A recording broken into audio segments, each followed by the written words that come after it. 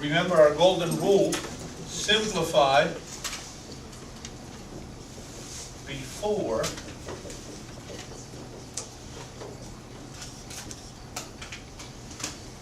you multiply. And if you have divisions, you change it into a multiplication the same way that we've done this before. Now for these, right, you do not have to write restrictions. Okay? We will assume from this point on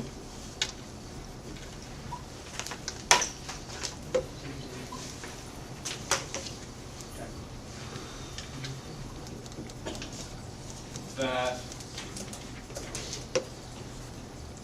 the denominators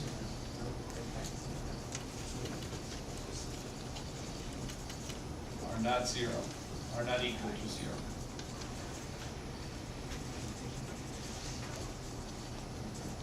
So you don't have to worry about saying, oh, for as long as x is not equal to 3 or 5. You don't have to write restrictions, okay? I'll write that here.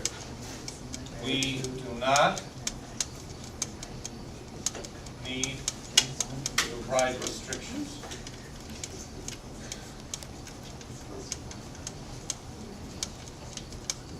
So for instance, right, if I gave you the problem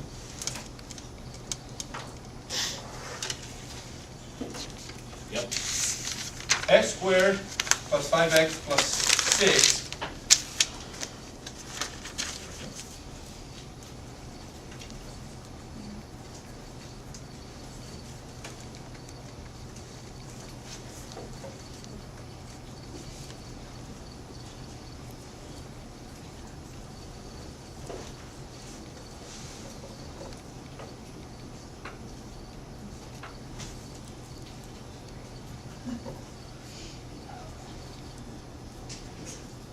Suppose I give you this multiplication to do.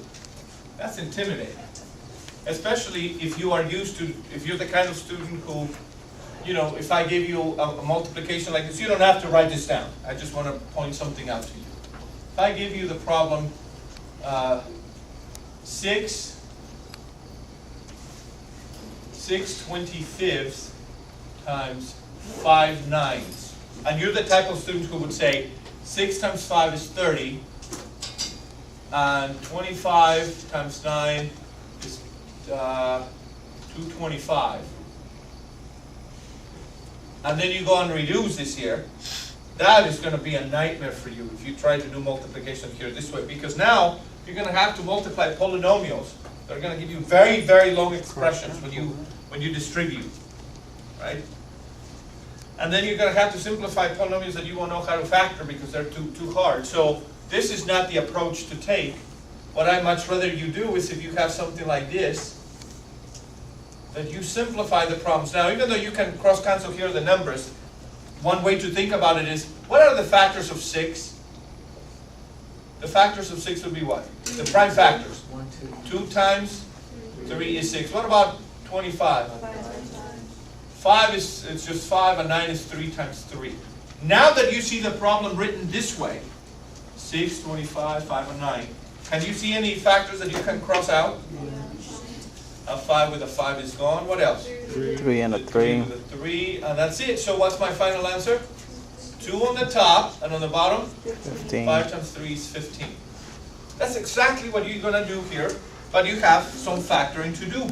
Now, I'm not testing factoring right now. I assume you already know how to do that because we've spent over a week working on factoring.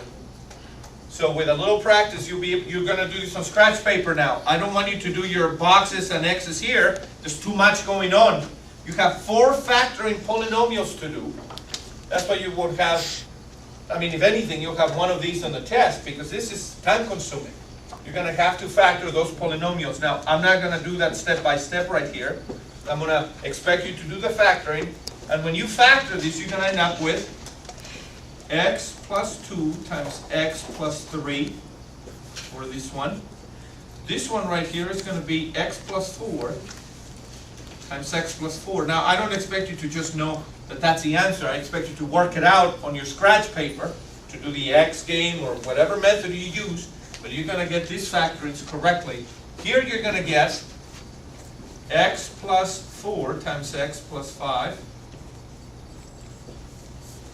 And on this one, x plus 2 times x plus 2. All right. Once you've done the difficult part of factoring, you don't worry about restrictions. We're going to assume the denominators are non-zero.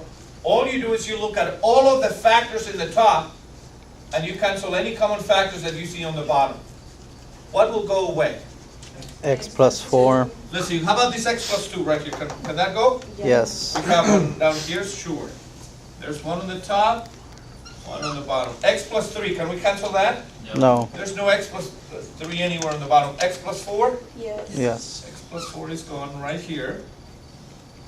And the x plus 5? No. No. So your final answer, which you may, in my class, you don't have to multiply this out, you don't have to FOIL, you may leave your answer in this form. You can say, the factors on the top that remain are what? X plus 3. X plus 3 times? X plus 5. X plus 5. And? X plus 4. X plus 4. X plus 2. Times x plus 2. And that's it. You don't have to go any further than this. If you want, and you want to FOIL this out, you may, but we'll stop. We'll stop at that. I want to give you one of these problems. So let me give you the handout.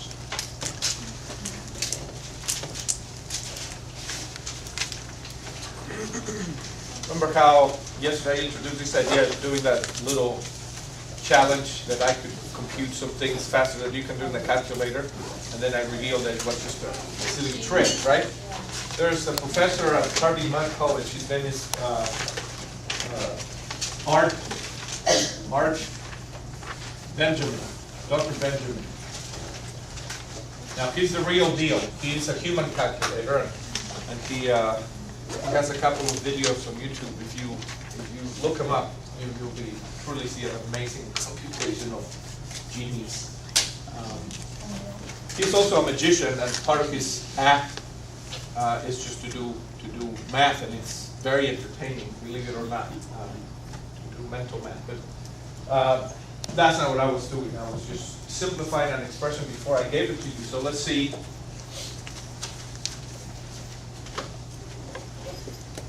Let's see if we can. What's the first step when you're going to simplify an expression like this one? The first step.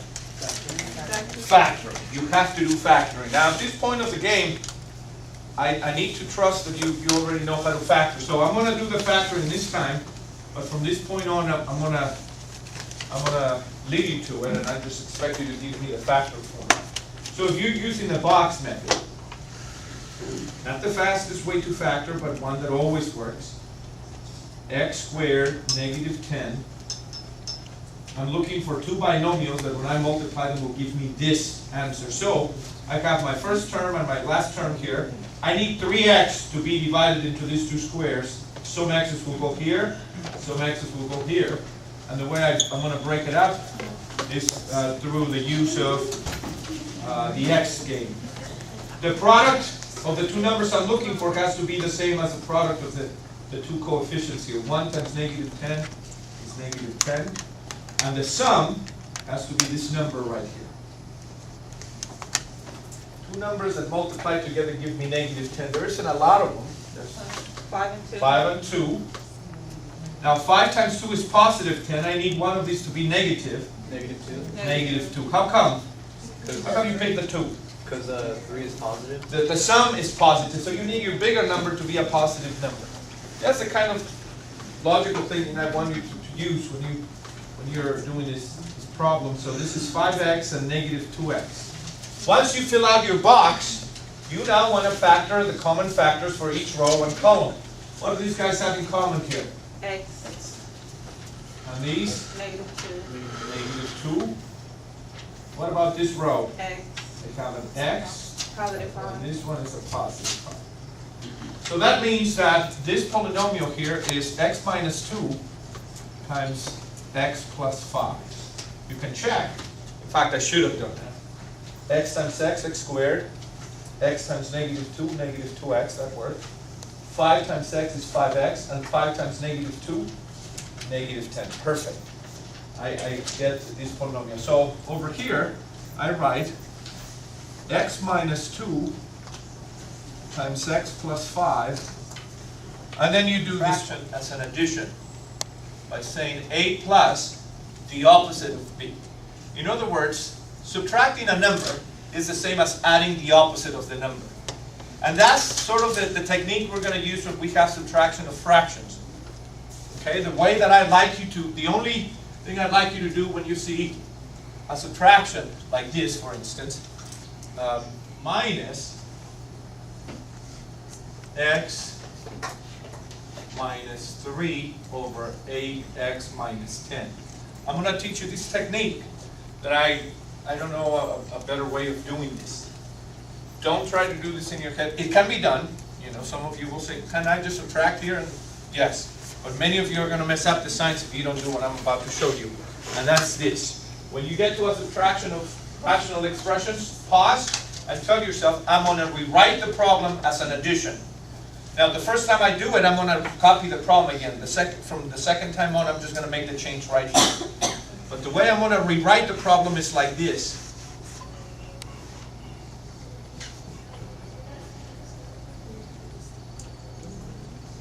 I want you to see the original problem and change. What I say is this. If I'm subtracting a fraction, all I need to do is add the opposite of the fraction. And the way you make a fraction the opposite, you multiply the numerator or the denominator by -1, one or the other. For example, the opposite of 3/4, right, is -3/4. Well, what does that mean, -3/4? Well, it means -3 over 4 or 3 over -4. Both of these mean the same thing. What you don't want to do is distribute the negative sign to the top and bottom. You don't want to say, oh, that makes both of these negatives, so it's going to be this. Does this fraction equal -3/4? No, right?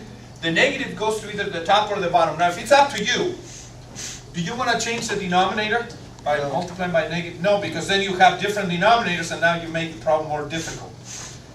The step to do is always do this. Change this to an addition and go through and change the sign of every single term in the numerator and the fraction you're subtracting. So that positive x becomes? Negative. And that -3 becomes? Positive. That's the step. And then we're back to these kinds of problems, an addition, and then we know what to do. Now that you have an addition, then go ahead and combine like terms. So we'll do it right here. This is gonna, what's the denominator in the answer? 8x plus 8x minus 10. Now we combine like terms in the numerator. I have 3x minus x. What is that? 2x. 2x. I have a +1 and a +3. What is that? Plus 4. Plus 4. Now some of you might just be thinking, couldn't I have gotten the same if I say 3x minus x is 2x, 1 minus -3 is 4? Absolutely. But the number of students who mess up this sign right here, when they have to do it, is just too many. So to avoid that, change it to an addition, change every single sign in the top, and then combine your term. Are we done, or can we factor anything here? Okay, you can go ahead and do it, please. I'll give you a few seconds. We'll take a little break. Finish up. When we come back after break, we're going to do the addition with fractions that have different denominators. That takes a little work.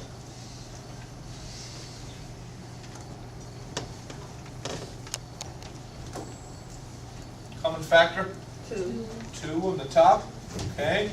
When we factor a 2 from the top, what's left? X plus 2. X plus 2. 2. Very nice. On the bottom, what's a common factor? 2. A 2. And we have 4x. 4x minus 5. What can we cancel here? 2. The common factor 2 is gone. Final answer? X plus X 2. plus 2 over. 4x minus. Do I need parentheses? Not anymore. There's nothing that I need to multiply. Now, if you write the parentheses, you're not wrong. You get full credit. You're not incorrect if they're just not needed. This would be our final answer. Okay, so it's 4:05, 4:15.